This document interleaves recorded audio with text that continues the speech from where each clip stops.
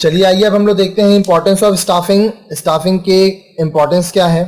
All of us know that it is the people in every organisation who run the show successfully. हम सभी जानते हैं कि हर एक बिजनेस में, हर एक ऑर्गेनाइजेशन में वो लोग ही होते हैं जो उस बिजनेस को अच्छे से चलाते हैं और सक्सेसफुल बनाते हैं। For example, if you do not have good salesman you can not sell well even if your product is good.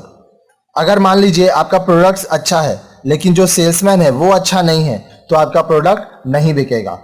Similarly, you may have the best quality raw material, machines, etc., but the quality of the product is not assured unless you have good workers engaged in the production process. इसी तरह से अगर आपके पास अच्छा quality का raw material है, machine है, तो भी ये जरूरी नहीं है कि आपका जो प्रोडक्ट बनेगा वो अच्छे क्वालिटी का हो, क्योंकि अगर आपके वर्कर्स अच्छे हैं, जो वर्कर्स प्रोडक्शन प्रोसेस में हैं वो अच्छे हैं तो ही क्वालिटी प्रोडक्ट बनेगा। अगर वर्कर्स इनएफिशिएंट है तो वो आपका क्वालिटी जो बनेगा प्रोडक्ट का वो अच्छा नहीं होगा। Staffing thus as a function is a very important as it is through this process that we get right persons for the right organization and ensure that they stick to the organization. इसलिए staffing जो एक ऐसा function है जिसमें हम लोग ये देखते हैं कि सही आदमी सही काम करे, जिस आदमी को जो काम आता है उसको वही काम दिया जाए, और ये भी ध्यान रखा जाए कि जो एम्प्लॉय आपके साथ काम कर रहा है वो आपके ही ऑर्गेनाइजेशन में रह के काफी सालों तक काम करे। The benefits of good staffing are as followers. अब देखिए, अगर आपका स्टाफिंग अच्छा है तो आपके क्या क्या फायदे होंगे, आइए देखिए। पहला, it helps in getting right people for the right job at the right time. Staffing अच्छा होने से सही समय पर सही काम के लिए सही लोग आपको मिलेंगे। The function of staffing enables the manager to find out as to how many workers are required and with what qualification and experience. अब देखिए, स्टाफिंग में क्या होता है, आपको ये पता चलेगा मैनेजर को कि उसको कितने वर्कर चाहिए और जो वर्कर्स होते हैं उनका क्वालिफिकेशन और एक्सपीरियंस क्या होना चाहिए। Next, staffing contributes to improve organisational productivity. अब जो आपका ऑर्गेनाइजेशन है, बिजनेस है, उसका प्रोडक्टिविटी मतलब नेट आउटकम, जो आउटपुट है वो कैसे इंप्रूव होगा, अगर आपका स्टाफिंग अच्छा है, अच्छे लोग आपके यहाँ काम कर रहे हैं।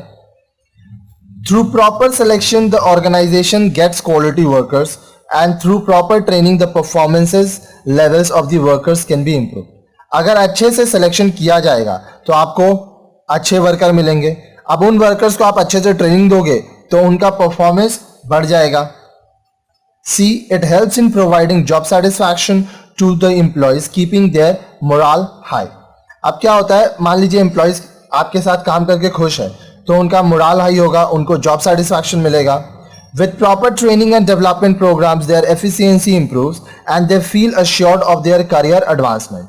अगर आपके एम्प्लॉयज को अच्छा ट्रेनिंग मिल रहा है, अच्छा डेवलपमेंट प्रोग्राम्स में वो जा रहे हैं, तो क्या होगा, उनका काम करने का एफिशिएंसी बढ़ेगा और उनको ये अश्योरेंस मिलेगा कि हाँ, मेरा करियर आगे बढ़ रहा है। आप जब भी नौकरी करोगे या आप जब भी नौकरी के लिए लोगों को रखोगे तो ये ध्यान रखिएगा कि हर एक व्यक्ति अपने जीवन में ग्रोथ चाहता है, तो जब तक उसको ग्रोथ समझ में आएगा कि हाँ उसका करियर आगे बढ़ रहा है, वो आपके साथ जुड़ा रहेगा। जब उसको ये फील होगा कि हाँ अब मेरा करियर यहीं पे स्टॉप हो रहा है, मैं और कुछ नया नहीं सीख पा रहा हूँ या आगे नहीं बढ़ पा रहा हूँ, तो हो सकता है कि वो आपके ऑर्गेनाइजेशन को छोड़कर दूसरे ऑर्गेनाइजेशन में चले जाए।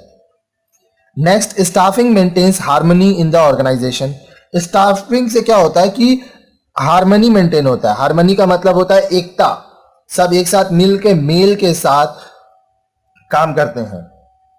Through proper staffing, individuals are not just recruited and selected, but their performance is regularly appraised and promotions made on merit. अब देखिए, अगर प्रॉपर स्टाफिंग हो रहा है तो क्या होगा, लोगों को सिर्फ नौकरी नहीं दिया जाएगा, उनको सिर्फ सेलेक्ट नहीं किया जाएगा। अगर उनका परफॉर्मेंस अच्छा है तो उसके लिए उनको अप्रेजल मिलेगा, साथ साथ प्रमोशन भी मिलेगा। For all these certain rules are made and are duly communicated to all concern. अब ये सारे काम के लिए कुछ नियम बनाए जाते हैं और जितने भी लोग उस चीज से रिलेटेड है उनको ये बात बताई जाती है। This fosters harmony and peace in the organisation. इससे क्या होता है कि आपका जो ऑर्गेनाइजेशन है उसमें जितने भी लोग हैं उनमें एकता बनी रहती है, सब मिलजुल कर एक साथ काम करते हैं। चलिए आगे हम लोग पढ़ते हैं staffing as a part of human resource management. देखिए ये क्या है। Human resource management HRM is a broad concept whereas staffing is a part of it. Human resource management एक बहुत ही बड़ा कॉन्सेप्ट है, स्टाफिंग उसका एक पार्ट है जो कि बहुत इंपॉर्टेंट है।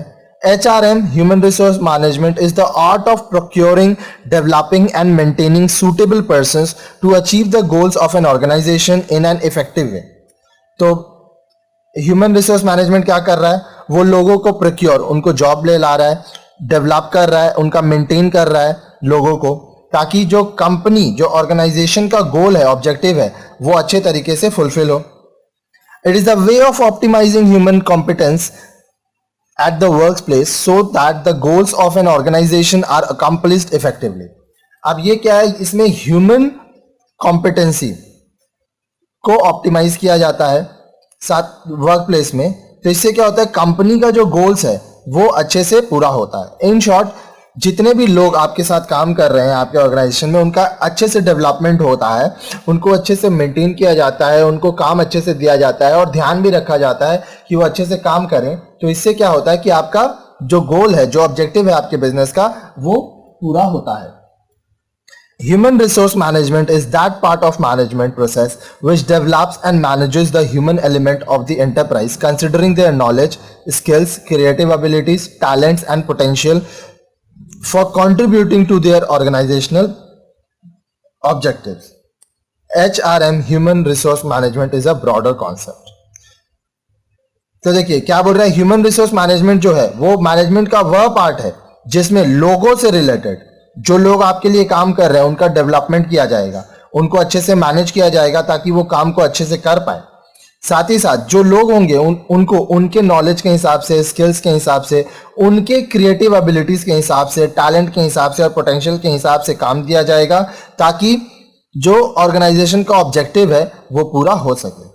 ध्यान रखिएगा, HRM ह्यूमन रिसोर्स मैनेजमेंट एक बहुत ही बड़ा कॉन्सेप्ट है और स्टाफिंग इसका एक छोटा सा पार्ट है। Human resource management includes human resource planning, recruitment, selection, placement and training of workers, performance appraisal, motivation for workforce, remuneration of workers, welfare of employees, etc. So staffing is a part of human resource management। अब human resource management में क्या होता है, लोगों को नौकरी दिया जाता है, प्लान किया जाता है कि कितने लोग आपको लगेंगे आपके बिजनेस में, लोगों को सिलेक्ट किया जाएगा, उन लोगों का प्लेसमेंट होगा, उन लोगों का ट्रेनिंग होगा, जैसा जिसका परफॉर्मेंस होगा उस हिसाब से उसको अप्रेजल मिलेगा, उसको बोनस मिलेगा, उसका प्रमोशन होगा, लोगों को मोटिवेट किया जाएगा काम करने के लिए, टाइमली सैलरी या वेजेस दिया जाएगा, रेम्यूनरेशन दिया जाएगा, फिर जितने भी एम्प्लॉयज़ हैं उनका वेलफेयर भी किया जाएगा, उनके लिए अच्छा किया जाएगा। पहले क्या होता था, आप सिर्फ लोगों को सैलरी देते थे, लोग खुश हो जाते थे, लेकिन अब सैलरी के साथ साथ बहुत सारी सुविधाएं भी देनी पड़ती हैं, जैसे हेल्थ केयर सुविधा हो जाती है, बच्चों का पढ़ाई का खर्चा हो गया, रहने का घर, इस तरह की बहुत सारी चीज़ें होती हैं जो आप लोगों को देते हो ताकि आपके एम्प्लॉय खुश रहें।